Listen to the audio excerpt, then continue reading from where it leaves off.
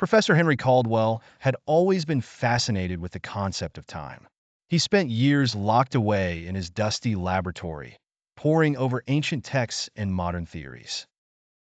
One day, after decades of research and countless failed prototypes, Henry stood before the final version of his life's work, the time travel machine.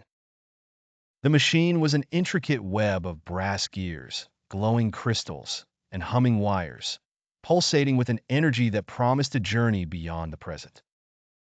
Henry adjusted his glasses and took a deep breath before stepping into the machine. He programmed the date, October 10th, 1942, hoping to witness a historical symphony in Vienna. However, a sudden surge of power sent the machine spiraling out of control.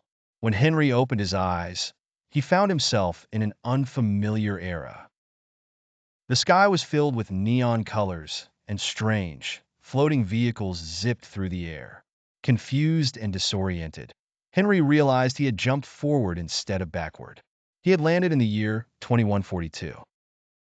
People in futuristic attire stared at him curiously. A woman with a holographic tablet approached him. "Are you from the past?" she asked. Henry nodded, still dazed. The woman introduced herself as Dr. Elara Morse, a historian specializing in ancient technologies. She was fascinated by Henry's machine and offered to help him repair it. Henry spent several weeks in this future world, learning about the advancements and marveling at the incredible technology. But deep down, he longed to return to his own time. Working together, Henry and Elara managed to fix the time machine. Before departing, he handed Elara a small notebook filled with his observations about the future, hoping it would aid her in her historical research. With a final adjustment, the machine whirred to life once more, and Henry stepped back into the swirling vortex.